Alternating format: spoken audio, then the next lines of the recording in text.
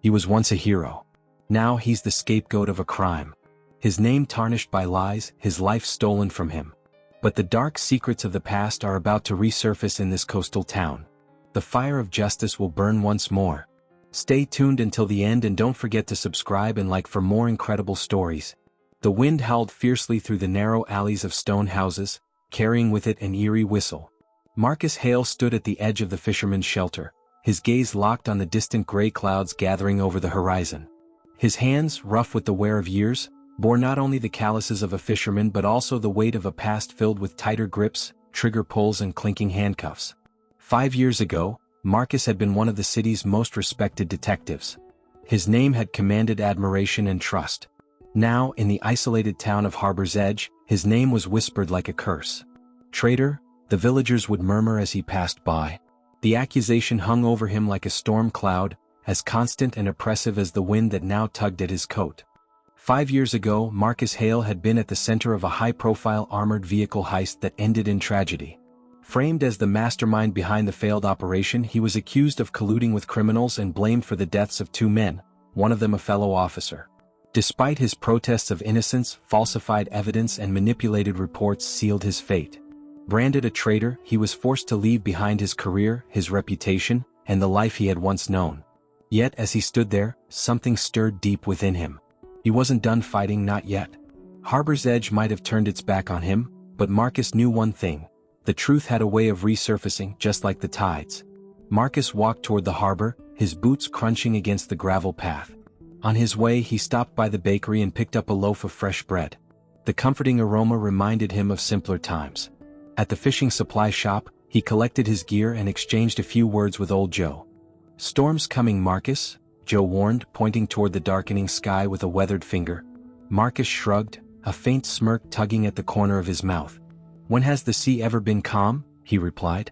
By the time he reached the town's only bar, Siren's Den, the air was thick with the scent of salt and rain. From inside, laughter and the deep, soulful notes of blues music spilled onto the street. Marcus pushed the door open and stepped into the warm, lively atmosphere. Familiar faces turned toward him briefly. Fisherman Tom sat at a corner table, grinning as he shuffled a deck of cards. Near the bar, Elena, the harbor's veteran boat mechanic, raised a glass in greeting. "Still got that red-haired woman asking about you," Elena teased, sliding a glass of whiskey down the bar toward him. Marcus frowned slightly as he caught the glass. "Who are you talking about?" he asked, his voice low and cautious. Before Elena could answer, a figure emerged from the shadows of the bar's corner. She moved gracefully, her vibrant red hair falling in soft waves around her shoulders. Her eyes, sharp and observant, met Marcus for a fleeting moment before she turned her attention elsewhere. Marcus didn't recognize her but sensed there was something unusual about her presence. She had an air of quiet authority, though she had introduced herself to others as simply a writer named Clara. What she was truly seeking in Harbor's Edge remained a mystery for now. Clara walked over and sat beside Marcus. "Detective Hale, isn't it?" she whispered softly. Marcus' face hardened, his grip tightening on the glass. "No one uses that name anymore," he replied coldly. Clara reached into her coat pocket and pulled out an old newspaper clipping. It was weathered but unmistakable. The headline read about a botched armored truck heist, and beneath it was a photograph of Marcus standing in a courtroom. "The armored vehicle robbery 5 years ago." "I need to talk to you," she said, her voice steady but urgent. Marcus drained his whiskey in one swift motion. "You've got the wrong guy, lady. My story's over." Clara didn't flinch. Instead, she spoke with a quiet intensity. "I thought my story was over too. I lost my husband to a police bullet, an officer who was framed just like you were. Now, I'm writing a book, Justice in the Heartland. But the truth I'm chasing is far more brutal than any fiction." Marcus studied her for a moment, his eyes narrowing as he caught the determined glint in hers. There was something in her gaze that awakened instincts he'd long buried.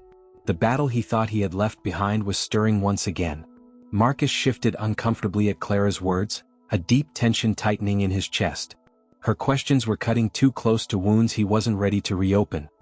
He let out a slow breath, his expression hardening. "I'm sorry, ma'am. I can't help you," he said curtly.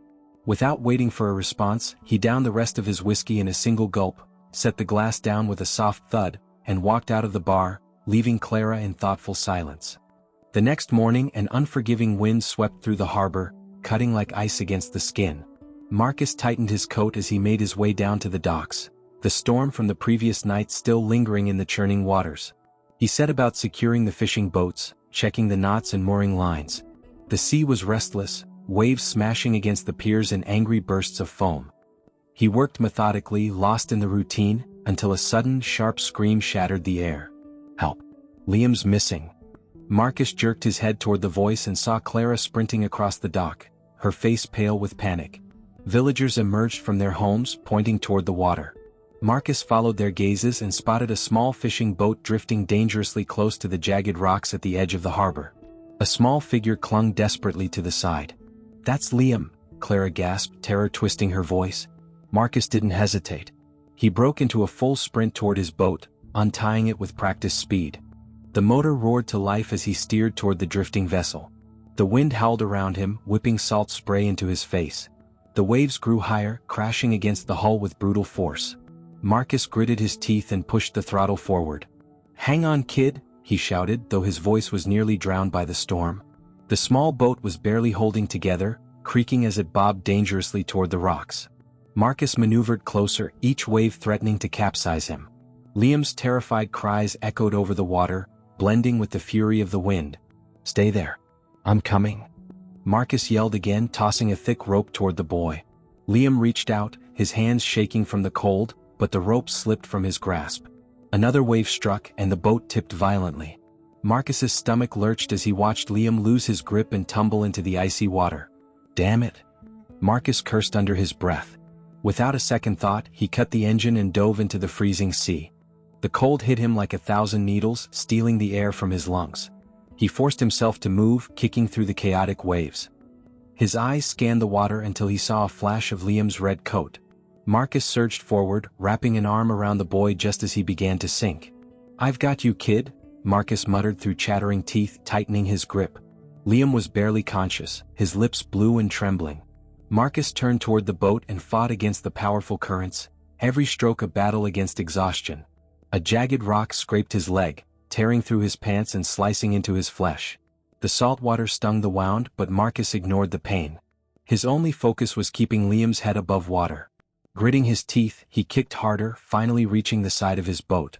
With a surge of strength, he hauled Liam over the edge before collapsing onto the deck, gasping for breath.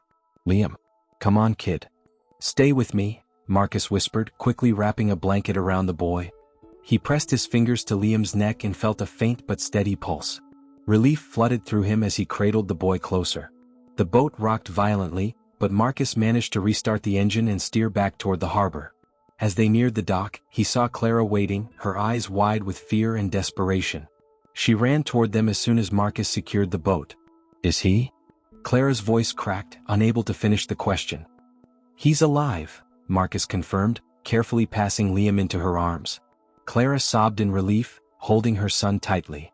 "Thank you. Thank you so much," she whispered, tears streaming down her face. Marcus nodded slowly, understanding her pain more than she realized. He placed a comforting hand on her shoulder. "Let's get him warm. The weather's too harsh for him to stay out here. He needs medical attention." The villagers helped them into a nearby truck, and they drove to the local clinic. Inside, the warmth of the heaters began to thaw the cold from their bones. The doctor checked Liam thoroughly, assuring Clara that he would be fine after rest and warmth. Marcus watched as the tension in Clara's shoulders finally eased. "Thank you," she whispered again, meeting his gaze with a mixture of gratitude and vulnerability. The sterile scent of antiseptic filled the clinic room as Marcus sat on the examination table, his pant leg rolled up to reveal a deep gash running along his calf. The doctor, an elderly man with steady hands, carefully cleaned the wound before preparing to stitch it. Marcus winced slightly but said nothing. "You're lucky it wasn't deeper," the doctor commented as he threaded the needle. "Another inch and you might have been dealing with a severed tendon." Marcus nodded silently, his gaze drifting to the floor. He had been through worse. The physical pain didn't bother him nearly as much as the memories that the day's events had stirred. On the other side of the room, Clara watched with quiet concern. Liam was resting in the next room, safe and recovering. She crossed her arms and leaned against the doorframe, her eyes never leaving Marcus. "You really didn't have to risk your life like that," Clara finally spoke, her voice soft but steady. Marcus shrugged, his expression guarded. "It's what anyone would have done," No, she said firmly, stepping closer. Not anyone. Most people would have hesitated. Or frozen. You didn't. Marcus let out a bitter chuckle. Old habits, I guess. Habits from a life you're still running from? Clara asked gently, her tone free of judgment but filled with curiosity. Marcus stiffened slightly. The doctor paused for a moment to glance between them, sensing the tension, then resumed his work in silence. You don't know anything about that, Marcus muttered. You're right, Clara replied, but I want to understand. I saw the newspaper clipping.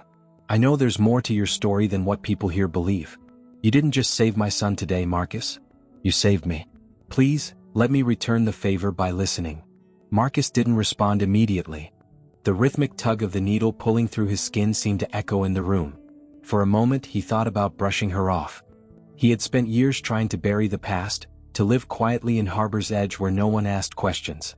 But something about Clara, the honesty in her eyes, the gratitude in her voice, began to chip away at the walls he had built around himself. The doctor finished stitching the wound and began dressing it. All set, he announced. Take it easy on that leg for a few days. Marcus stood, testing his weight on the injured leg. He turned to Clara, meeting her gaze for the first time with something other than defensiveness. There was a long pause before he finally spoke. All right, he said quietly. You want to hear the truth? Meet me at Siren's Den tonight. A flicker of relief and determination crossed Clara's face. I'll be there, she promised. Marcus gave her a small nod before limping out of the room. For the first time in a long while, he felt the faint stirrings of something unfamiliar, hope. Maybe it was time to stop running.